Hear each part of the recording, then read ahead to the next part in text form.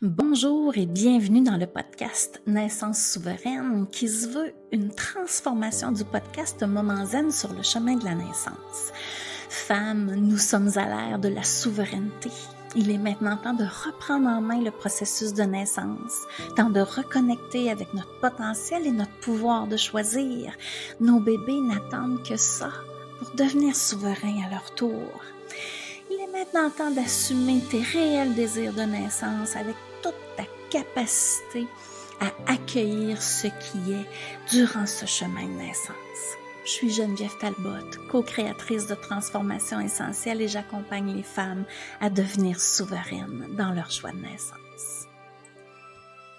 Allô, allô, bienvenue dans cet épisode de podcast. Aujourd'hui, je te partage ce qui, au fil des années, m'a été dit comme, tu sais, les femmes, ils me disaient, j'aurais tellement aimé ça, savoir ça avant. Il y a quelques points, j'en ai sorti 5. Il y en aurait peut-être d'autres, mais je pense que c'est vraiment, j'ai essayé de trouver les 5 principales. Des fois, des petites choses, des fois, c'est quand même des choses importantes. Je commence par une petite chose, OK? Il y a des femmes pour qui la jaquette d'hôpital, c'est exécrable. C'est un passage obligé qui les tanne et elles pensent qu'elles sont obligées de la mettre, OK? C'est banal, c'est simple, mais c'est pas vrai, OK? Si la jaquette d'hôpital tu la vois en horreur, tu as le droit de garder tes vêtements. Tu peux garder tes vêtements. La seule chose que tu dois savoir là-dessus, c'est que ça prend des vêtements qui peuvent endurer toutes sortes de liquides, OK? Ben, du sang, le liquide amniotique. Tu sais, s'ils mettent bébé sur toi puis que tu as un chandail, tu sais, il faut être conscient de ça. Ça pourrait peut-être arriver aussi que ils mettent les ciseaux dedans si, je sais pas moi, ça presse puis qu'il faut qu'ils te branchent puis qu'ils sont enfargés dans ton chandail. Tu sais, ça reste que la jaquette d'hôpital, mais ils peuvent l'ouvrir. Pour eux, ils sont habitués aussi, comme ça. Tu sais, si t'es à l'aise avec ça, il y en a pas de problème. Tu peux vraiment mettre les vêtements dans lesquels t'es bien. Tu le sais, hein, on revient toujours à la souveraineté. Mon podcast, c'est Naissance souveraine, puis c'est important pour moi que tu saches que tu peux la mettre, la jaquette. Ça dérange personne. Tu peux mettre ton linge, ça dérange personne, tu comprends? C'est qu'est-ce qui fait du sens pour toi? Il y en a pour qui la jaquette, c'est extrêmement symbolique. C'est symbolique de, OK, je suis à l'hôpital, mais je suis quand même dans ma bulle, dans mes affaires. Puis il y en a d'autres que ça leur passe 10 pieds par-dessus la tête. Donc, toi, c'est à toi de voir qu'est-ce qu'il y en est, mais sache que c'est ça, c'est pas obligatoire. Moi, j'ai vécu 3 accouchements avec la jaquette, puis le dernier, j'ai dit, j'essaye ça, et j'avais gardé mes vêtements, peut-être pour vous faire rire un peu. Mon fils, quand il est né, vous savez, hein, il y a toujours... sûrement que si c'est votre premier, peut-être que vous savez pas, mais il y a des selles qui s'appellent le méconium, qui sont à l'intérieur du corps du bébé quand il est dans notre ventre. Puis ça prend habituellement 2-3 jours avant d'éliminer là, ces selles-là, avant qu'on vienne avec des selles plus liquides et jaunes. Et lui, ben écoute, je l'avais sur moi et il s'est, dans pas longtemps là, après sa naissance, j'avais pas eu le temps encore d'enlever mon chandail, faire du pot à pot, puis l'allaiter et tout. Il s'est complètement vidé de son méconium et là, c'était tellement drôle parce que j'en avais partout, partout, partout. Mais c'est stérile en réalité, tu sais, je veux dire, le bébé, c'est pas, il était stérile à l'intérieur de nous. Mais ça a été un beau running gag de l'accouchement. Puis mon chandail, je l'ai encore, je l'ai lavé, mais je l'ai pas frotté. Il est encore taché de gras de du vernix là sur sa peau, le petit gras blanc. Fait que bon, tu sais, ça le fait. Je voulais l'expérimenter, mais je peux pas dire que j'étais quelqu'un que la jaquette dérangeait énormément, mais on est quand même bien dans nos vêtements. Alors, le deuxième, des fois les filles sont pas conscientes que si elles vivent un déclenchement, elles sont pas nécessairement conscientes de la procédure qui va se passer. Tu sais, en prénatal, on fait beaucoup de plan, tu sais, on se prépare, là, on se dit: «Ah, moi, j'aimerais ça faire du ballon, aller dans le bain, je vais bouger, tu sais, je suis active, je veux être active aussi pendant mon travail et tout ça», puis c'est extraordinaire. Mais quand on est déclenché, premièrement, il y a toujours quelqu'un avec nous. Si on est déclenché par intraveineuse, il y a toujours une infirmière avec nous. Donc, déjà là, des fois, les filles, ils ont l'impression qu'ils sont pas capables de... Ils ont plus de difficultés à créer leur bulle avec le deuxième parent, mais ça fait partie des protocoles, puis c'est OK, hein, parce que ça reste un déclenchement chimique. Puis si le cœur du bébé ne répond pas bien aux contractions, à la force des contractions, qui sont peut-être, en général, en fait, sont plus intenses que les contractions du corps naturel. Donc, les autres, ils vérifient tout ça.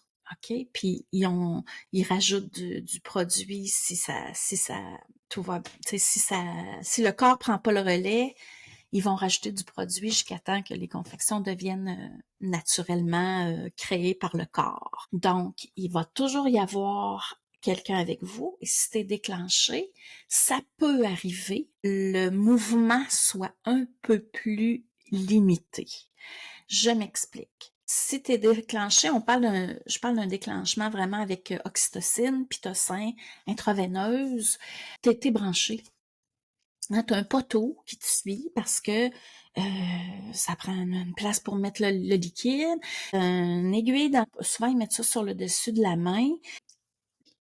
Fait que oui, tu peux te déplacer, tu peux marcher, mais tu sais, juste pour aller à la toilette, ben tu sais, il faut que tu amènes ton poteau, tu fasses suivre tes fils, les fils pendent. Tu sais, ça gosse un peu. C'est pas dramatique. Mais quand on le sait pas, puis qu'on pense que on n'a pas pensé à ça, des fois, dans le mindset, ça griche un peu, ça crée un discours mental, puis tu sais, une résistance, puis quand il y a de la résistance, ben il y a un petit peu de combat, puis tout ça, fait que c'est pas aidant pour sécréter de l'endorphine. Fait que tu sais, c'est juste de te mettre dans l'idée que on n'aime pas ça être déclenché. Moi, j'ai été déclenchée à ma première, j'étais déclenchée lors de la poussée, puis aux autres, j'étais déclenchée en début de travail. Fait que on n'aime pas ça. À un moment donné, c'est la vie, il faut qu'ils sortent. Il y a peut-être d'autres façons de permettre à bébé de sortir, mais on verra dans un autre épisode de podcast. Donc, c'était déclenché. Si tu arrives à l'hôpital et que tes os sont crevés, OK, la poche des os est rompue, et que ton bébé est encore très haut dans le bassin, on dit qu'il n'est pas fixé, là, la grande surprise que les femmes ont, c'est « OK, ils m'ont alité, ils m'ont couché au lit, puis je pouvais plus bouger. » Ce qui arrive, c'est que deux choses. Premièrement, quand la poche des os est crevée, on a la porte ouverte au niveau des bactéries. Surtout, c'est que si bébé est très haut, il y a le risque très infime que le cordon passe avant le bébé. Donc, quand la tête va coincer le cordon, le bébé ne sera plus alimenté dans le ventre. J'en ai jamais vu, en 23 ans, j'ai pas tout vu, là, mais ça m'est jamais arrivé qu'une femme me dise qu'il y avait le cordon qui a passé en premier. C'est césarienne d'urgence parce que le bébé il est plus alimenté, faut le sortir au plus vite. Donc, ce qu'ils font, c'est qu'ils vont placer la maman au lit pour éviter justement que le cordon il glisse.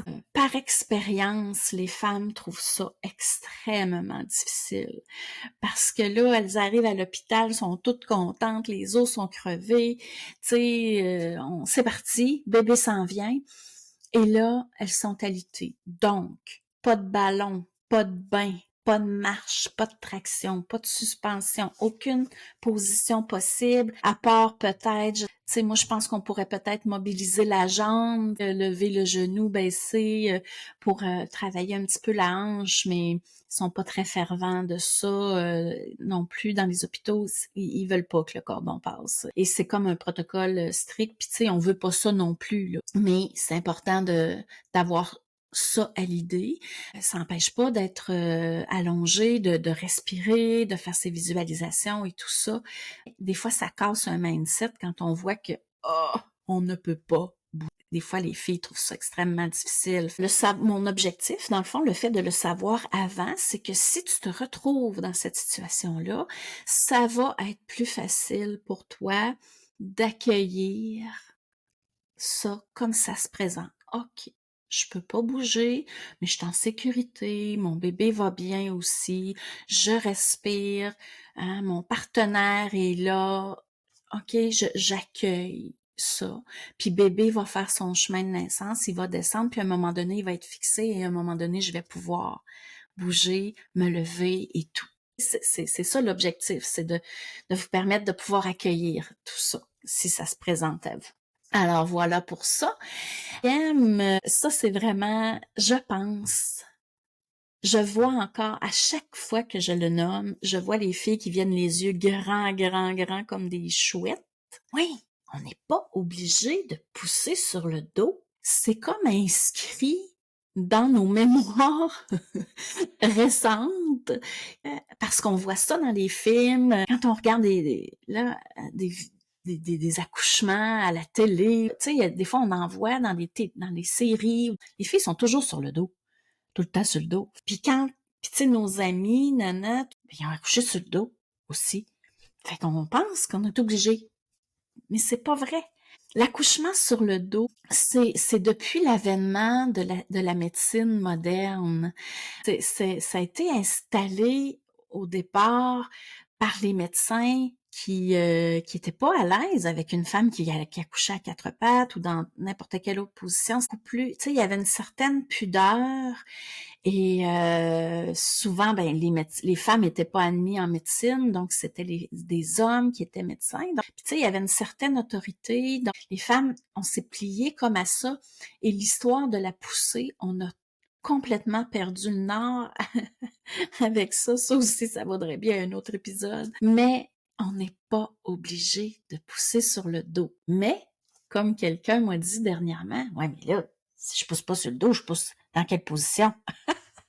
On peut pousser sur le dos, on peut pousser sur le côté, on peut pousser à quatre pattes, mais l'intention derrière la poussée, c'est de laisser descendre le bébé le plus longtemps possible et d'écouter ce que le corps, si je ne suis pas sous l'épidural, écouter ce que le corps commande.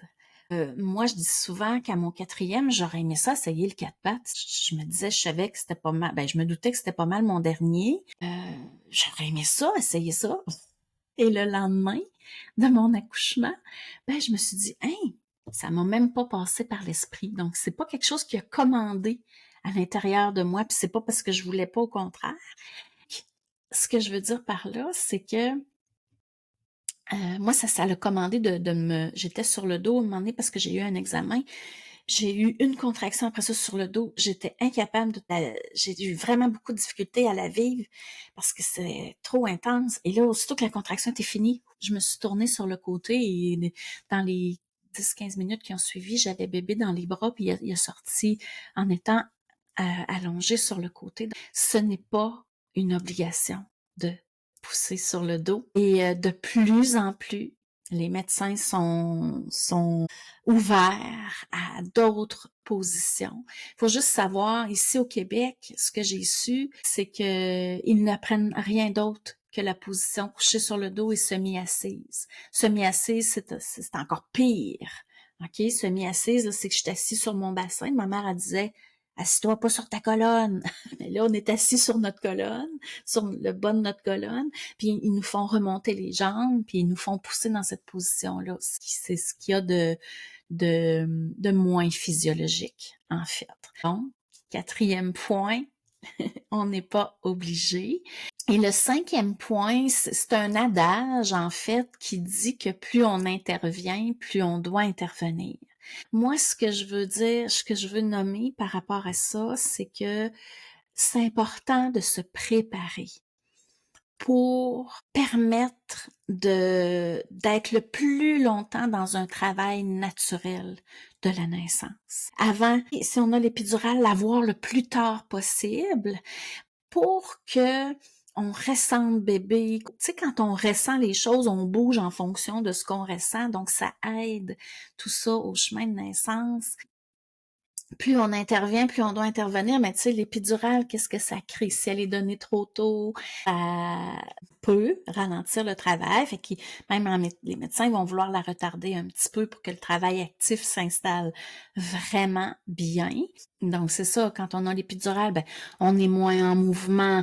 Donc, si on est moins en mouvement, bébé va peut-être avoir besoin de plus d'assistance pour descendre, pour au niveau de la poussée. Puis quand on arrive pour pousser, ben, on ne sent pas ou très peu les contractions. C'est difficile de savoir comment pousser quand on le sent pas dans notre corps. Tu sais, je donne un exemple. On est déclenché, les contractions sont plus intenses que prévu, on a plus de difficultés à être dedans, on prend l'épidurale plus tôt, on a plus de difficultés à la pousser. Mais savez-vous quoi? Moi, j'ai eu 2 fois l'épidurale à mon 2e et mon 3e enfant. Puis, il n'y a aucun problème qui est survenu. Tout a bien été. Ça l'a permis justement de compléter le travail un peu plus dans le calme. Et il n'y a pas eu aucune intervention. J'ai pratiquement pas poussé ni une ni l'autre parce que ça s'est bien passé. Fait que tu comprends? L'idée, c'est de savoir, de se préparer en fait à être active physiquement, naturellement, instinctivement pendant le travail. Puis parfois, tout ça, ça évite une cascade d'interventions. Mais ça veut pas dire que tu as l'épidurale qui va y avoir une cascade d'interventions quand même. Voilà. Alors, voilà pour ça. C'est les 5 choses que les femmes me disaient. J'aurais aimé ça savoir ça avant. Tu sais, si tu as le goût là, de dire qu'est-ce que je peux faire pour me préparer, pour rester bien active le plus longtemps possible. Tu peux m'écrire, tu peux sur Messenger ou en DM sur Instagram, tu peux m'envoyer un courriel. Toutes mes coordonnées sont dans la description de l'épisode et tu peux aussi réserver un appel connexion que j'appelle. Parce que moi, la connexion, c'est une valeur très importante. Moi, connecter avec les gens, c'est prioritaire.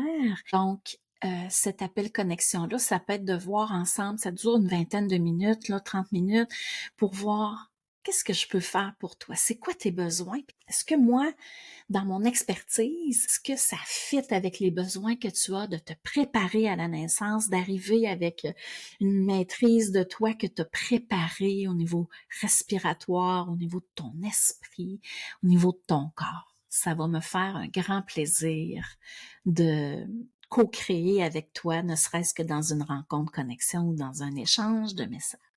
Je te dis à bientôt pour le prochain épisode. Bye bye.